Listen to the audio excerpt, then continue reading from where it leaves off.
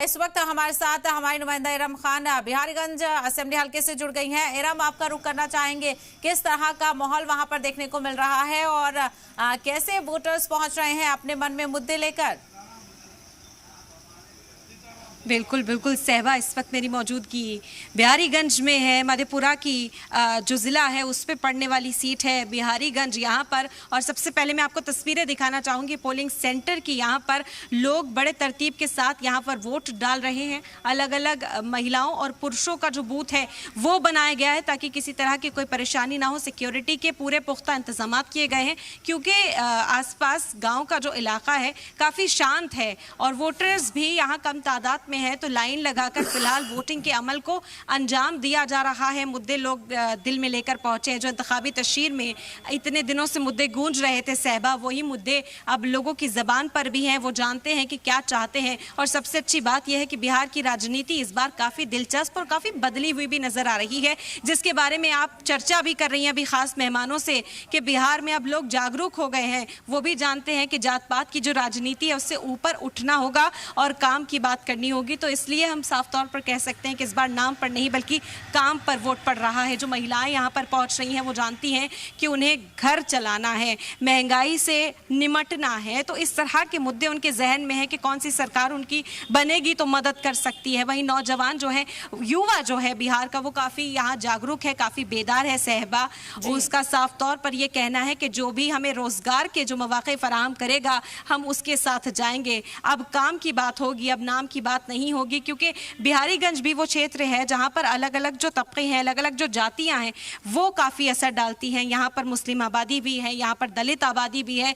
कुल मिलाकर अगर कहा जाए बिहारीगंज के बारे में मैं आपको ज़्यादा जानकारी दूँ यहाँ पर, तो यादव, कुशवाहा, कोयरी, मुस्लिम, अति पिछड़ा वर्ग जो है उसके मतदाता भी यहाँ पर काफ़ी इम्पैक्ट डालते हैं यहाँ के वोट बैंक पर, और इसीलिए उन्हें साधने के लिए तमाम कोशिशें सियासी पार्टियों के जरिए की गई हैं। बिहारीगंज चुनाव इतिहास पर अगर नज़र डालें तो साफ होता है कि यहाँ का जो मुकाबला है वो हर बार जेडीयू और आरजेडी के बीच रहता है, और इस बार भी ये खींचतान जो है वो फिलहाल यहाँ पर नज़र आ रही है। सिटिंग एमएलए यहाँ से जो है वो फिलहाल जेडीयू के हैं और एक बार फिर से वही मैदान में है निरंजन कुमार मेहता, और उनके सामने जेडीयू से आरजेडी से, माफ कीजिएगा, कड़ा मुकाबला। यहाँ पर एक महिला प्रत्याशी मैदान में उनके खिलाफ हैं जो इस वक्त मुकाबला बनी हुई है। अब देखना होगा कि किस करबट ये ऊँट बैठता है, क्योंकि तैयारी पूरी कर ली गई थी। इंतखाबी तशरीर में ताकत जो है पूरी झोंकी गई थी।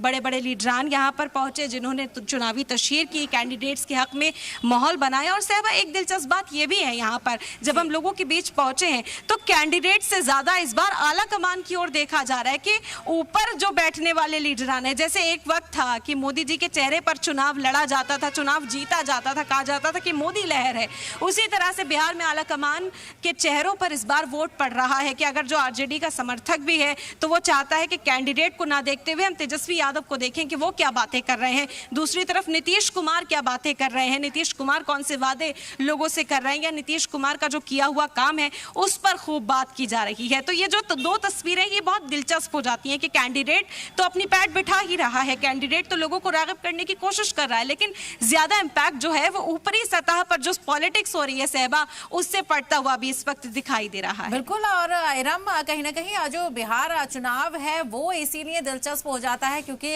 असेंबली इंतखाबात में जमीनी मुद्दों की भी बात की जाती है और जो कैंडिडेट्स हैं उनकी भी बात की जाती है, लेकिन बिहार में जो आला कमान का आपने जिक्र किया वो यकीनी तौर पर बड़े तौर पर देखने को मिलता है। लेकिन इरम, एक चीज हमने यहाँ पर देखी और आप वहाँ ग्राउंड पर मौजूद हैं, आपने भी देखा होगा कि कहीं ना कहीं ऐसा नजर आ रहा है कि कई जो सेगमेंट्स हैं वोट के वो यहाँ पर नुकसान पहुंचा सकते हैं, क्योंकि हमने देखा कि एआईएमआईएम भी बड़े पैमाने पर चुनाव प्रचार कर रही थी और वहीं नीतीश कुमार की जो मौजूदगी थी उसमें क्या कोई कमी देखने को मिली? क्या लोगों के दरमियान उनकी तरफ से कोई नाराजगी देखने को मिली इरम? जी बिल्कुल सहबा, क्योंकि नीतीश कुमार को लेकर ये बातें की जा रही थी कि वह स्वस्थ नहीं है, उतनी सेहत उनकी अच्छी नहीं है, इसलिए इंतखाबी तशरीह में हो सकता है कि कुछ दूरी बनाकर रखें।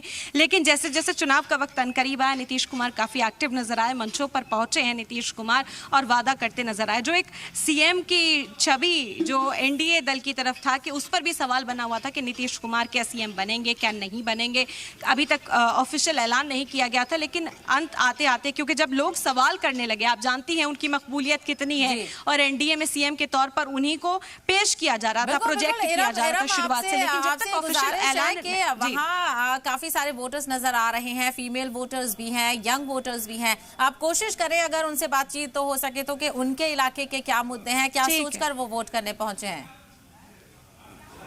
बिल्कुल बिल्कुल सहबा, हम वो भी करने की कोशिश करेंगे फिलहाल, क्योंकि इजाज़त जो है अभी यहाँ तक की दी गई है। चेकिंग जो बूथ पर है वो अभी इस वक्त चालू है, इस वजह से उन्होंने हमें यहाँ ठहरने के लिए कहा है। कुछ वक्त के बाद हम वोटर्स से भी बात करेंगे, उनसे भी जानेंगे कि वो वोट किन मुद्दों पर डाल रहे हैं, क्या सोच कर डाल रहे हैं। एज अ वोटर जब वो पोलिंग बूथ तक पहुँचे हैं तो क्या उनके जहन में है, वो भी हम जानने की कोशिश करेंगे। कुछ इंतजार सहबा अभी करना होगा, क्योंकि पोलिंग बूथ के अंदर अभी जो डेटा कलेक्शन की टीम है वो हुई है और वो वहां पर जो सिक्योरिटी चेक है उससे गुजर रहे हैं, तो सिक्योरिटी के वहां भी आपको लेकर जाएंगे। इरम, और लोगों को किसी तरह की कोई परेशानी का सामना तो नहीं करना पड़ रहा है, किस तरह की स्मूथ फंक्शनिंग है?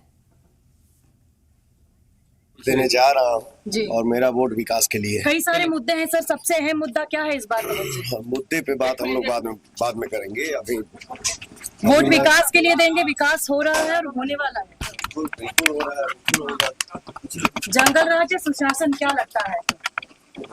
जंगल राज सुशासन क्या लगता है? जंगल राज जाता जी क्या कुछ मुद्दों को ध्यान में रखकर जनता इस बार वोट देगी, आपको क्या लग रहा है?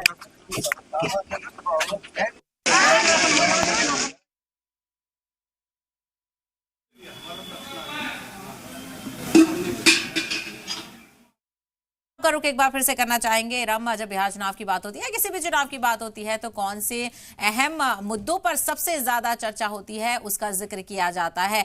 लगातार आप कई कॉन्स्टिट्यूएंसीज को आपने कवर किया है, वहां से भी क्या जानकारी मिली कि किस मुद्दों को लोग तरजीह देते हुए इस बार नजर आ रहे हैं?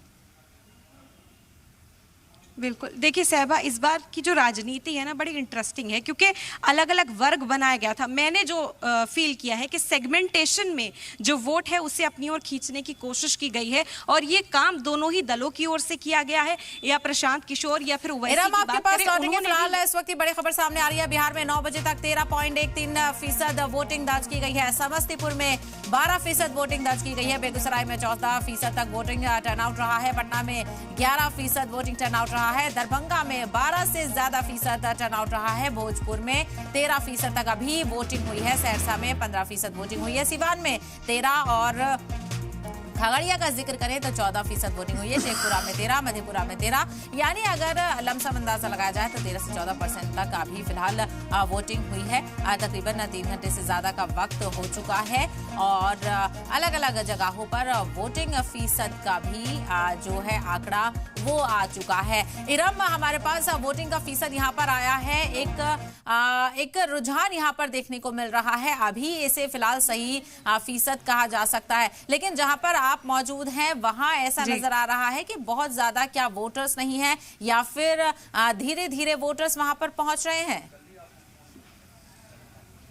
देखिए सहबा, यहाँ पर बहुत स्मूथ वोटिंग हो रही है कि लोग आ रहे हैं और बहुत आसानी से अपना वोट कास्ट कर रहे हैं। 10 से 12 लोगों की लाइन है, गांव में ज़्यादा भीड़ भाड़ नहीं है, इसी वजह से वो आते हैं, देखते हैं कि 20 लोग खड़े हैं लाइन में, तो 20 लोग एक बार वोट डालते हैं, फिर जो दूसरे लोग हैं वो उस लाइन में यहाँ पहुँचने शुरू हो जाते हैं, और इसी तरीके से तरतीब के साथ यहाँ पर वोटिंग हो रही है। वोटिंग फीसदी की अगर बात करें तो यहाँ पर जो आंकड़ा है वो सही है इस वक्त, क्योंकि डेटा कलेक्शन टीम जो है वो यहाँ पहुँची है, उससे भी हम हम जानकारी जुटाने की कोशिश करेंगे कि अभी तक का डेटा यहाँ पर क्या नोट किया गया है, क्या रिकॉर्ड किया गया है। लेकिन यहाँ पर उतनी भीड़ नहीं है, अपना जो लोग हैं वो आसानी से आ रहे हैं और अपना वोट कास्ट करके यहाँ से रवाना हो रहे हैं। और पुरुषों के लिए, महिलाओं के लिए अलग अलग इंतजाम किए गए हैं ताकि वहाँ पर भी कोई हौच पौच ना हो। देखिए वोटर्स यहाँ पर पहुँच रहे हैं, वोटर आईडी है उनके पास, ये अब चेक करेंगे, आईडी को वेरीफाई करेंगे और उसके बाद वोट डालने के लिए उन्हें आसानी से जाने दिया जाएगा। सिक्योरिटी के भी पुख्ता इंतजाम है, पहले एक बार बाहर चेकिंग होती है वोटर आईडी की और उसके बाद अंदर चेकिंग करने के बाद उनके बूथ के हिसाब से उन्हें वोट डालने के लिए एडवाइस किया जाता है कि आप इस तरफ जाइए या इस तरफ जाइए। तो दोनों तरफ इस वक्त वोटिंग जारी है और लोग जागरूक हैं। हमने पोलिंग बूथ के बाहर भी जब लोगों से बात की है तो उनका यही कहना है, कुछ लोग वोट डाल चुके हैं, कुछ लोग इंतजार कर रहे हैं कि कुछ देर के बाद जाकर अपना वोट कास्ट करेंगे। बिहार इस बात के लिए सहबा जाना जाता है कि बहुत पॉलिटिकली एक्टिव लोग यहाँ पर होते हैं और इसी वजह से उम्मीद जाहिर की जाती है कि यहाँ पर वोटिंग का जो फीसद है वो काफी ज्यादा होता है। बिल्कुल इरम, और ऐसे में देखना बेहद दिलचस्प होगा कि शाम 6 बजे तक कितना टर्नआउट यहाँ पर निकलकर सामने आता है और कितना जो उसका असर है वो नतीजों पर भी पड़ेगा। इरम, बहुत बहुत शुक्रिया इस हवाले से तमाम जानकारी पहुंचाने के लिए।